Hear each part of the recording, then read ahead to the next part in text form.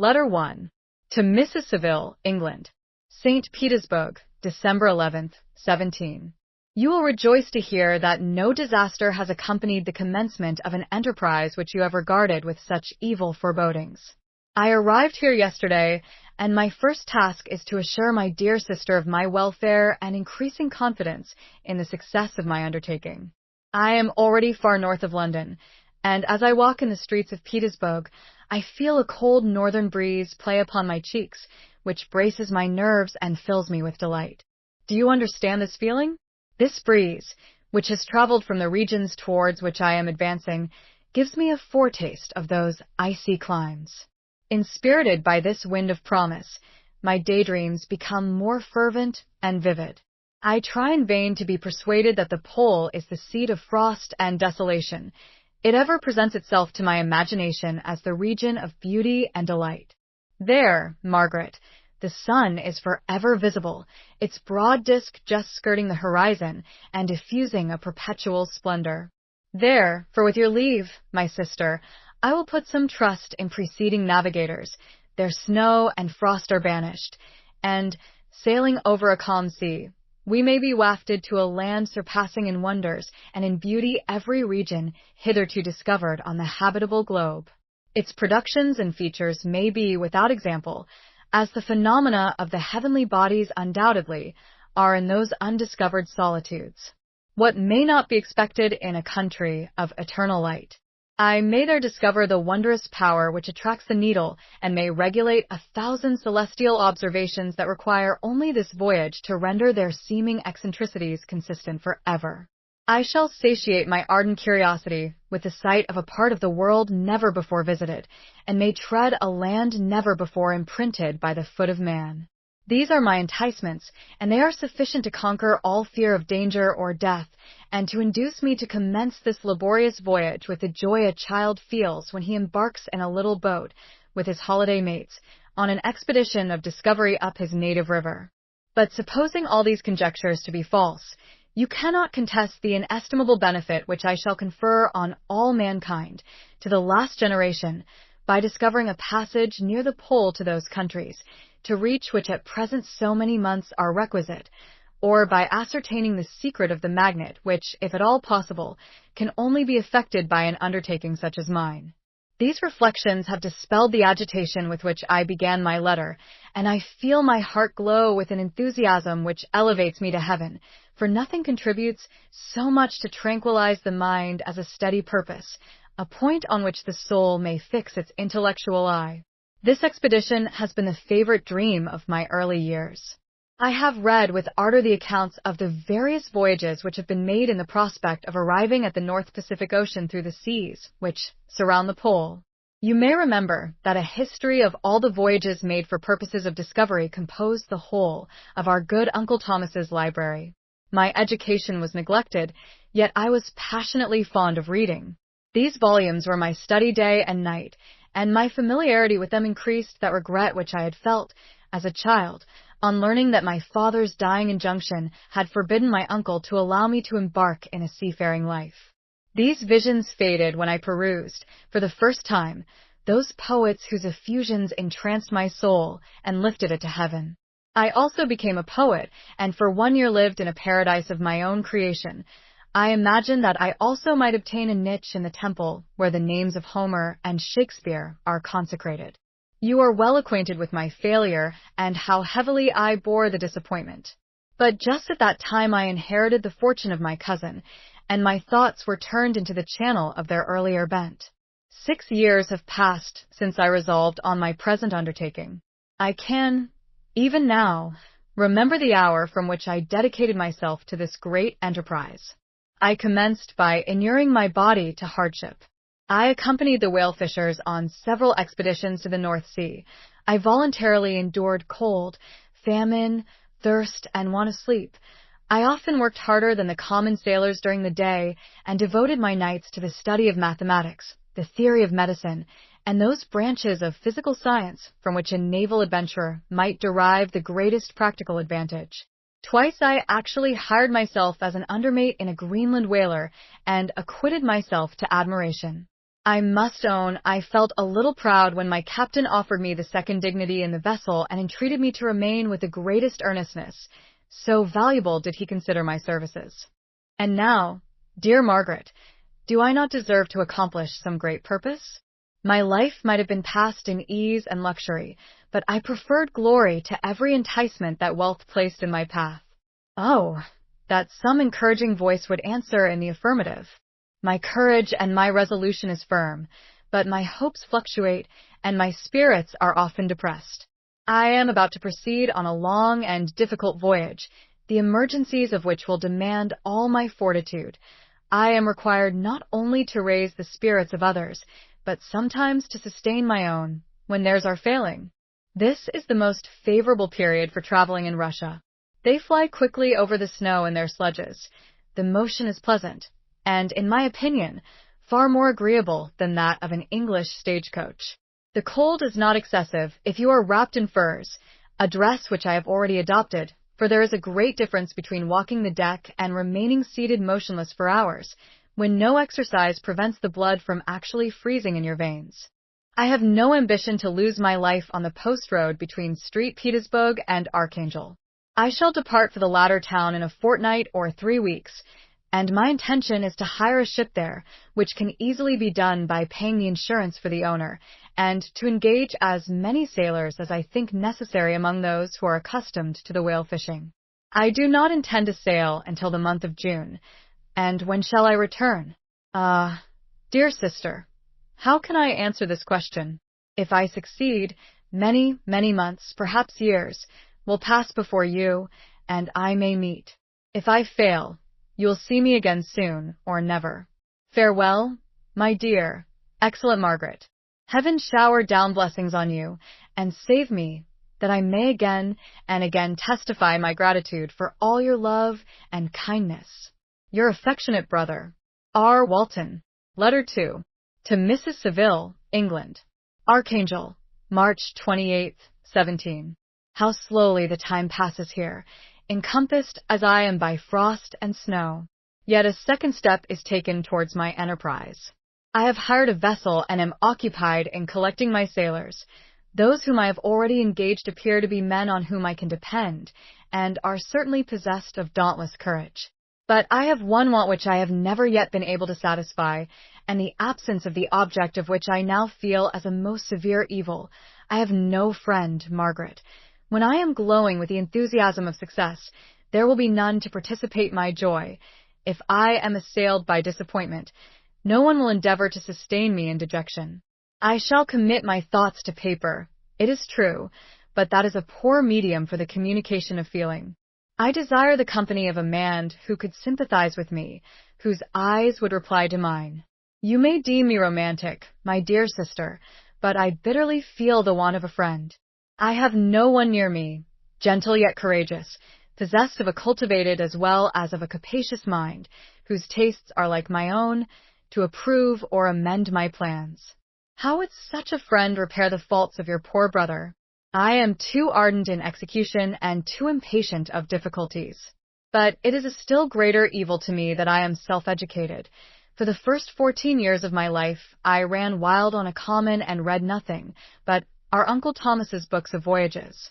At that age, I became acquainted with the celebrated poets of our own country, but it was only when it had ceased to be in my power to derive its most important benefits from such a conviction that I perceived the necessity of becoming acquainted with more languages than that of my native country. Now I am 28 and am in reality more illiterate than many schoolboys of 15. It is true that I have thought more and that my daydreams are more extended and magnificent, but they want, as the painters call it, keeping, and I greatly need a friend who would have sense enough not to despise me as romantic, and affection enough for me to endeavor to regulate my mind. Well, these are useless complaints. I shall certainly find no friend on the wide ocean, nor even here in Archangel, among merchants and seamen. Yet some feelings, unallied to the dross of human nature, beat even in these rugged bosoms. My lieutenant, for instance, is a man of wonderful courage and enterprise. He is madly desirous of glory, or rather, to word my phrase more characteristically, of advancement in his profession. He is an Englishman, and in the midst of national and professional prejudices, unsoftened by cultivation, retains some of the noblest endowments of humanity. I first became acquainted with him on board a whale vessel. Finding that he was unemployed in the city, I easily engaged him to assist in my enterprise. The master is a person of an excellent disposition and is remarkable in the ship for his gentleness and the mildness of his discipline. This circumstance, added to his well-known integrity and dauntless courage, made me very desirous to engage him. A youth passed in solitude, my best years spent under your gentle and feminine fosterage, has so refined the groundwork of my character that I cannot overcome an intense distaste to the usual brutality exercised on board ship. I have never believed it to be necessary, and when I heard of a mariner equally noted for his kindliness of heart and the respect and obedience paid to him by his crew, I felt myself peculiarly fortunate in being able to secure his services. I heard of him first in rather a romantic manner from a lady who owes to him the happiness of her life. This, briefly, is his story. Some years ago, he loved a young Russian lady of moderate fortune, and having amassed a considerable sum in prize money, the father of the girl consented to the match. He saw his mistress once before the destined ceremony, but she was bathed in tears, and throwing herself at his feet, entreated him to spare her, confessing at the same time that she loved another, but that he was poor, and that her father would never consent to the union.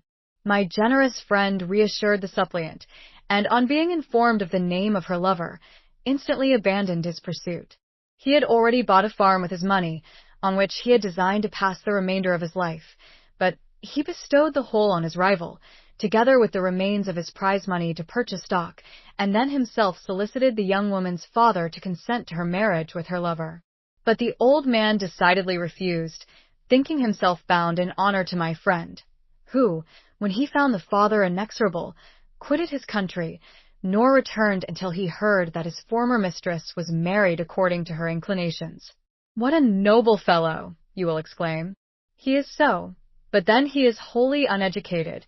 He is as silent as a Turk, and a kind of ignorant carelessness attends him, which, while it renders his conduct the more astonishing, detracts from the interest and sympathy which otherwise he would command.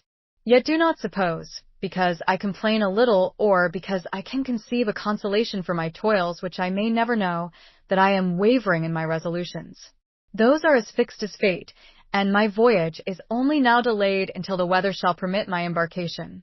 The winter has been dreadfully severe, but the spring promises well, and it is considered as a remarkably early season, so that perhaps I may sail sooner than I expected. I shall do nothing rashly. You know me sufficiently to confide in my prudence and considerateness whenever the safety of others is committed to my care. I cannot describe to you my sensations on the near prospect of my undertaking. It is impossible to communicate to you a conception of the trembling sensation, half pleasurable and half fearful, with which I am preparing to depart. I am going to unexplored regions, to the land of mist and snow, but I shall kill no albatross. Therefore do not be alarmed for my safety, or if I should come back to you as worn and woeful as the ancient mariner. You will smile at my illusion, but I will disclose a secret. I have often attributed my attachment to, my passionate enthusiasm for, the dangerous mysteries of ocean to that production of the most imaginative of modern poets. There is something at work in my soul which I do not understand. I am practically industrious, painstaking, a workman to execute with perseverance and labor, but besides this there is a love for the marvelous, a belief in the marvelous, intertwined in all my projects, which hurries me out of the common pathways of men, even to the wild sea and unvisited regions I am about to explore. But to return to dearer considerations. Shall I meet you again, after having traversed immense seas, and returned by the most southern cape of Africa or America? I dare not expect such success, yet I cannot bear to look on the reverse of the picture. Continue for the present to write to me by every opportunity. I may receive your letters on some occasions when I need them most to support my spirits. I love you very tenderly. Remember me with affection, should you never hear from me again. Your affectionate brother, Robert Walton. Letter 3. To Mrs. Saville, England. July 7th, 17. My dear sister, I write a few lines in haste to say that I am safe and well advanced on my voyage.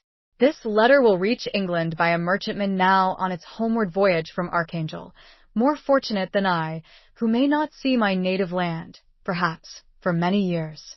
I am, however, in good spirits. My men are bold and apparently firm of purpose, nor do the floating sheets of ice that continually pass us, indicating the dangers of the region towards which we are advancing, appear to dismay them. We have already reached a very high latitude, but it is the height of summer, and although not so warm as in England, the southern gales, which blow us speedily towards those shores which I so ardently desire to attain, breathe a degree of renovating warmth which I had not expected. No incidents have hitherto befallen us that would make a figure in a letter. 1 or 2 stiff gales and the springing of a leak are accidents which experienced navigators scarcely remember to record, and I shall be well content if nothing worse happen to us during our voyage. Adieu, my dear Margaret.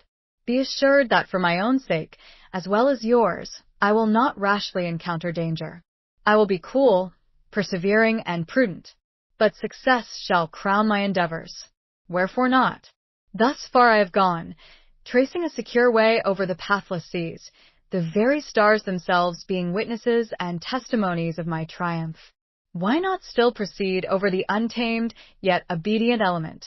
What can stop the determined heart and resolved will of man? My swelling heart involuntarily pours itself out thus. But I must finish. Heaven bless my beloved sister. R.W. Letter 4. To Mrs. Saville, England. August 5th, 17. So strange an accident has happened to us that I cannot forbear recording it, although it is very probable that you will see me before these papers can come into your possession. Last Monday, July 31st, we were nearly surrounded by ice, which closed in the ship on all sides, scarcely leaving her the sea-room in which she floated. Our situation was somewhat dangerous, especially as we were compassed round by a very thick fog. We accordingly lay to, hoping that some change would take place in the atmosphere and weather. About 2 o'clock the mist cleared away, and we beheld, stretched out in every direction, vast and irregular plains of ice, which seemed to have no end. Some of my comrades groaned, and my own mind began to grow watchful with anxious thoughts, when a strange sight suddenly attracted our attention and diverted our solicitude from our own situation. We perceived a low carriage, fixed on a sledge and drawn by dogs, pass on towards the north, at the distance of half a mile. A being which had the shape of a man, but apparently of gigantic stature, sat in the sledge and guided the dogs. We watched the rapid progress of the traveler with our telescopes until he was lost among the distant inequalities of the ice. This appearance excited our unqualified wonder. We were, as we believed, many hundred miles from any land, but this apparition seemed to denote that it was not, in reality, so distant as we had supposed. Shut in, however, by ice, it was impossible to follow his track, which we had observed with the greatest attention. About 2 hours after this occurrence we heard the ground sea, and before night the ice broke and freed our ship. We, however, lay to until the morning, fearing to encounter in the dark those large loose masses which float about after the breaking up of the ice. I profited of this time to rest for a few hours. In the morning, however, as soon as it was light, I went upon deck and found all the sailors busy on one side of the vessel, apparently talking to someone in the sea. It was, in fact, a sledge, like that we had seen before, which had drifted towards us in the night on a large fragment of ice. Only one dog remained alive, but there was a human being within it whom the sailors were persuading to enter the vessel. He was not, as the other travelers seemed to be, a savage inhabitant of some undiscovered island, but a European. When I appeared on deck the master said, "Here is our captain, and he will not allow you to perish on the open sea." On perceiving me, the stranger addressed me in English, although with a foreign accent. "Before I come on board your vessel," said he, "will you have the kindness to inform me whither you are bound?" You may conceive my astonishment on hearing such a question addressed to me from a man on the brink of destruction, and to whom I should have supposed that my vessel would have been a resource which he would not have exchanged for the most precious, wealth the earth can afford. I replied, however, that we were on a voyage of discovery towards the northern pole. Upon hearing this, he appeared satisfied and consented to come on board. Good God! Margaret, if you had seen the man who thus capitulated for his safety, your surprise would have been boundless. His limbs were nearly frozen, and his body dreadfully emaciated by fatigue and suffering. I never saw a man in so wretched a condition. We attempted to carry him into the cabin, but as soon as he had quitted the fresh air, he fainted. We accordingly brought him back to the deck and restored him to animation by rubbing him with brandy and forcing him to swallow a small quantity. As soon as he showed signs of life, we wrapped him up in blankets and placed him near the chimney of the kitchen stove. By slow degrees he recovered and ate a little soup, which restored him wonderfully. 2 days passed in this manner before he was able to speak, and I often feared that his sufferings had deprived him of understanding. When he had in some measure recovered, I removed him to my own cabin and attended on him as much as my duty would permit. I never saw a more interesting creature. His eyes have generally an expression of wildness and even madness, but there are moments when, if anyone performs an act of kindness towards him or does him any the most trifling service, his whole countenance is lighted up, as it were, with a beam of benevolence and sweetness that I never saw equaled. But he is generally melancholy and despairing, and sometimes he gnashes his teeth, as if impatient of the weight of woes that oppresses him.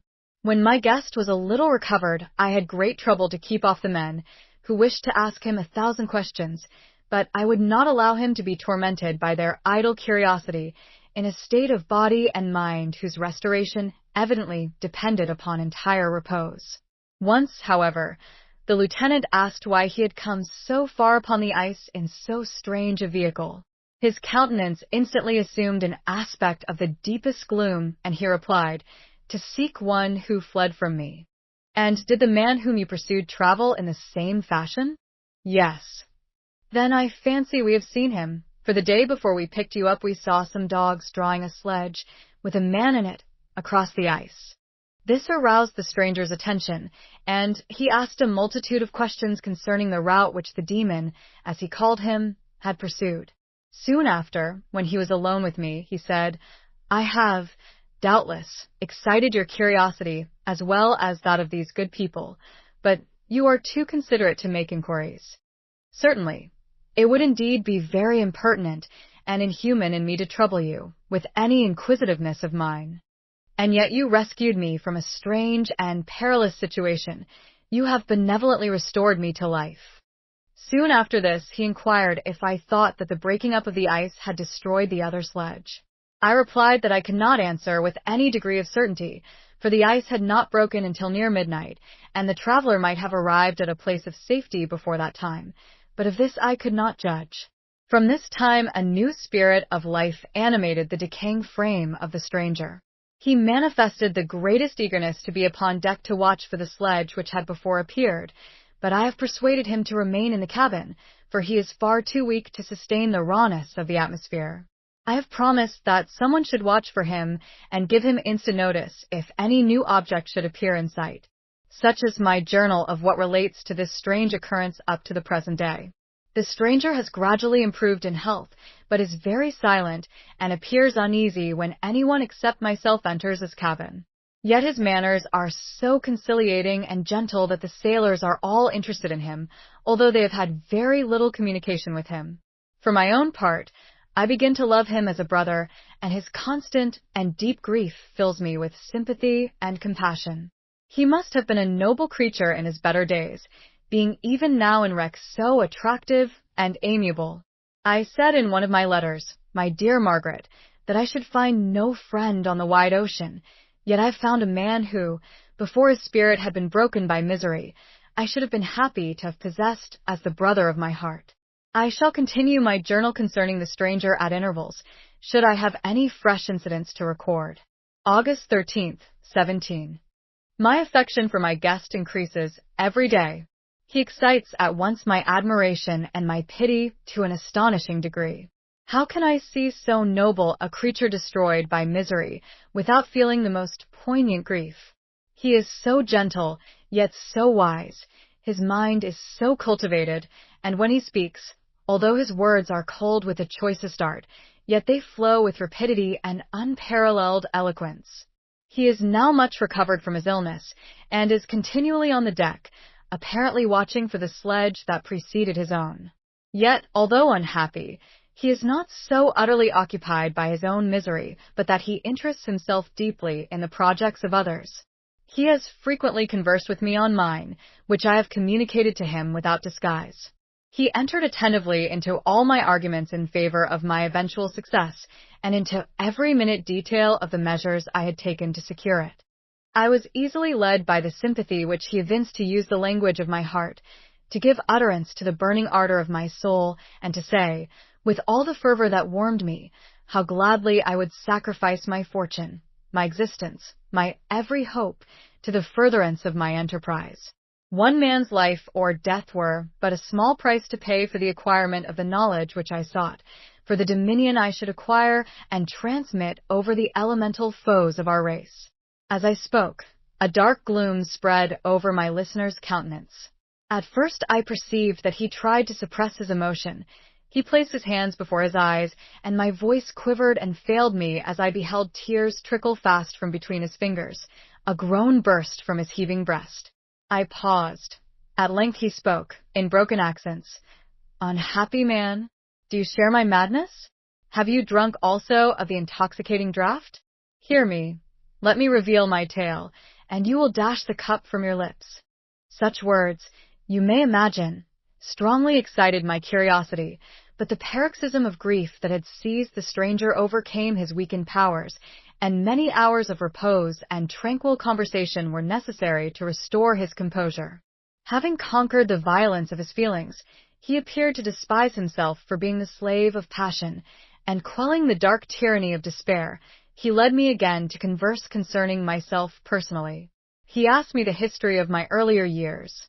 The tale was quickly told, but it awakened various trains of reflection.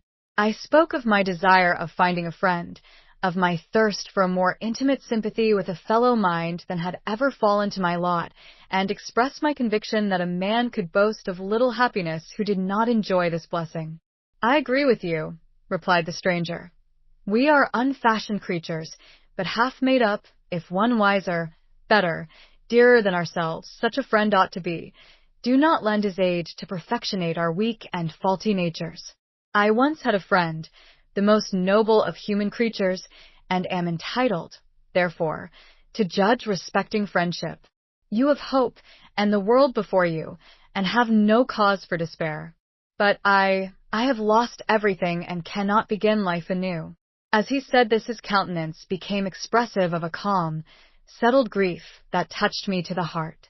But he was silent and presently retired to his cabin.